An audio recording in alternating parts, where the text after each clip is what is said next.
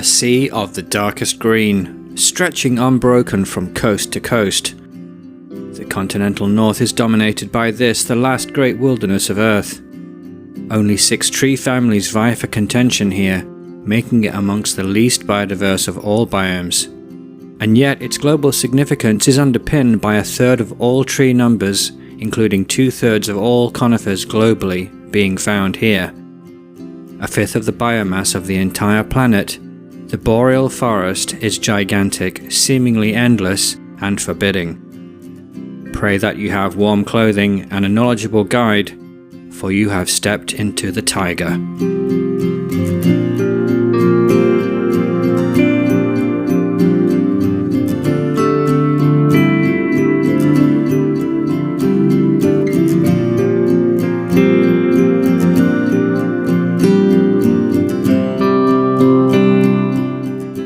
The boreal forest, or taiga, dominates the northern halves of the 2 northern continents, North America and Eurasia.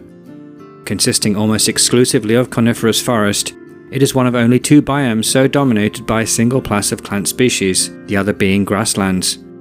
In fact, the taiga is dominated by only 4 species families: pine, spruce, fir and larch, with some areas also featuring broadleaf aspen and birch. And so biodiversity is among the lowest of any biome.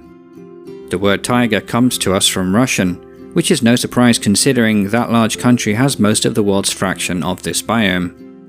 It literally means land of the little sticks. The other common term for the taiga is boreal forest. Boreal is Latin for northern, as in aurora borealis, and so simply means northern forest. In the Lonzo 8 biome classification system, the taiga comprises 2 types, evergreen and seasonal. Many of you will be familiar with the evergreen variety, in which coniferous species retain their leaves year-round. This makes up the vast majority of taiga by area. The seasonal type, found only in northeast Siberia, features mostly Siberian larch forest which loses its leaves during the extremely cold winters there, so even conifers can be deciduous.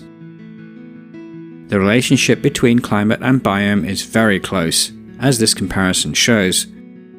It can be seen that the Köppen subarctic climate extent mirrors that of the boreal forest biome almost exactly. The centre of the Siberian subarctic has an incursion of mixed conifer and broadleaf aspen and birch, but this is still regarded as taiga. Note that the very cold winter subarctic types overlap very closely with the seasonal taiga in northeast Siberia, demonstrating this plant adaptation in surviving such extreme winters. Since the subarctic and taiga biomes overlap so much, I have covered much of this material in the subarctic video of my Secrets of World Climate series, which you can find linked top right and in the description. So I recommend that you watch that in combination with this episode, since I don't want to repeat myself on some details such as the Where in the World section. In our Holdridge Life Zones chart, we find the taiga in the 3rd row, with forest in most of this temperature band. A type of cold rainforest is found in narrow coastal areas in Alaska and Norway where the rainfall is very high. But most of the taiga is either somewhat wet to moderately dry, which in combination with low evaporation rates so far north, promotes the perfect conditions for coniferous tree growth. The taiga demonstrates perfectly the principle that rainfall alone is not the sole arbiter of whether a region will be forested, scrub-like, or desert. These 2 graphs of Siberia and the Sahel of Africa have very similar total rainfall, and yet Siberia is forested and the Sahel is near desert, simply due to dramatic differences in evapotranspiration. So why do conifers dominate so much in this type of climate?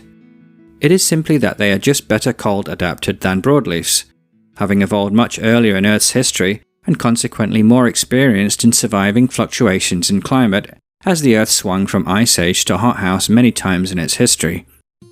Conifers photosynthesize more efficiently at lower temperatures than broadleafs, and in combination with their evergreen nature, these trees begin growth early in the spring when temperatures are favourable, rather than wasting valuable time to grow new leaves. Needles offer a smaller surface area to volume ratio than leaves, and also have a waxy coat known as a cuticle, which together makes them better at withstanding cold and dry conditions.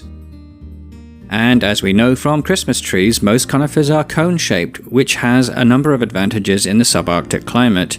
Firstly, this shape prevents snow building up on all the top branches that would otherwise cause them to break, but rather distributes it across the body of the tree to the ground. Secondly, it allows more of the tree to receive sunlight, which is weak in the far northern latitudes. Most of the taiga is thickly forested in this way. The forest floor is dominated by moss, up to a third of the ground is covered in it, while lichen, a mix of fungus and algae, is also common, covering many tree trunks. Wildflowers can also be found in certain areas, and shrubs occur in floodplains where the soil is richer. The soil is heavily acidic and as a result strongly leached of minerals. It lacks invertebrate species numbers such as earthworms and millipedes, leading to a buildup of undecomposed matter. This thick layer causes a cooling of the soil, which, in addition to the poor penetration of sunlight through the thick canopy, promotes permafrost, a permanently frozen layer of soil and ice below the surface. This layer of ice acts as a barrier to groundwater drainage, and so we find a great deal of flooded land in the form of swamps and bogs. The layer of undecomposed needles on the forest floor is only cleared away by periodic fires. One would think that such a cold part of the world would not be frequented by fires, but the subarctic summers are warm and in general the climate has low rainfall, leading to often tinderbox conditions. Combined with the flammable resinous content of conifers, fires can be enormous in extent. They are so common here that it is believed that no part of the taiga has trees more than a couple of centuries old, since every part of it sees a fire that destroys all in its path within that time period. One such episode, the Black Dragon Fire of 1987, straddling the border of China and Russia in the far east of Siberia, is believed to have been the single biggest fire on Earth in the last few centuries. The northern extent of the taiga blends into the tundra in what is known as the lichen woodland, where the canopy of the forest is broken, allowing more light onto the forest floor where tundra-like species can grow. Further north again, and there is the forest tundra, where isolated stands of trees surrounded by tundra have survived from warmer climatic periods in the past, protected in their isolation from the ravages of fire, and are believed to only still be in existence through non-sexual reproduction, as no seeds are viable in these conditions. The southern extents blend into either mixed temperate forest in wetter regions or grasslands in the heart of the continents where conditions are drier. So let's have a closer look at the species in the taiga. There are only 6 families to consider, 4 coniferous and 2 broadleaf. Pines are the most famous of all conifers and also the most widely distributed, extending all the way into the tropics as well as the North American and Eurasian taiga. The Scots pine is the most widely distributed pine in the world, found from Scotland all the way across Eurasia to the Pacific coast of Siberia. The spruce family is also widely distributed, occurring throughout North America and Eurasia, with the Siberian spruce covering all of Siberia from the Urals to the Pacific, although not in the same numbers as pines or larch. Firs are found on both boreal continents, and this species is most closely related to the cedars of more temperate climates. Siberian fir is restricted to northeast Siberia, but in general firs dominate the more moist coastal forests of Alaska and Norway. The larch family is unique among conifers in that it is deciduous. Like broadleafs, larches turn golden in autumn and drop their needles entirely in winter. In North America, the most common larch is the tamarack, while Sukachev's larch is common in Europe.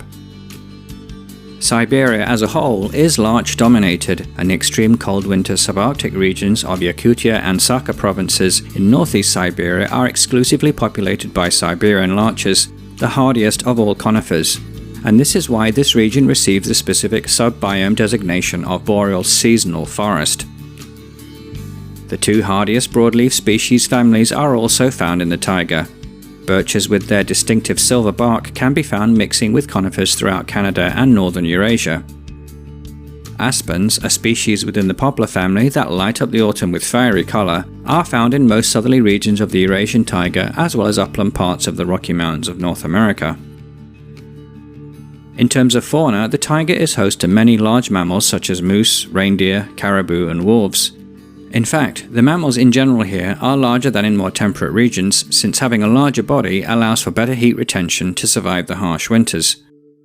Many seasonal birds visit during the summer, and the presence of so many swamps leads to enormous populations of mosquitoes, as anyone who has visited these regions at that time will be more than happy to tell you about. In terms of threats, forestry has led to the loss of some primary forest, although this is dwarfed by the fires that reach most of the areas of the taiga at least every century or so. There are no major human threats due to the inhospitable climate and the sheer extent of it. Only about 0.1% of the Siberian taiga is logged annually. But a word can be said in regard to climate change. The northern and southern boundaries of the taiga have shifted north and south over millennia as the result of warming and cooling of the planet's climate. During the last ice age, in fact, the taiga extended as far south as the Gulf of Mexico, and as we head into a warming phase now, the taiga will populate more of the tundra, and more deciduous species, especially birch and aspen, will vie with conifers in the south. Incidentally, the Earth would be significantly colder if we had no taiga.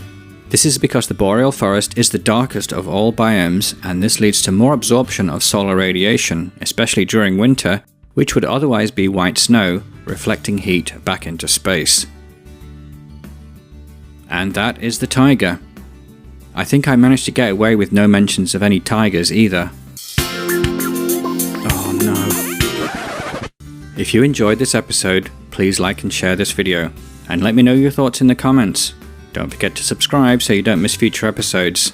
Thanks again for watching. I'll see you in the next episode when we finally leave the trees behind and enter the barren wastes of the tundra and ice.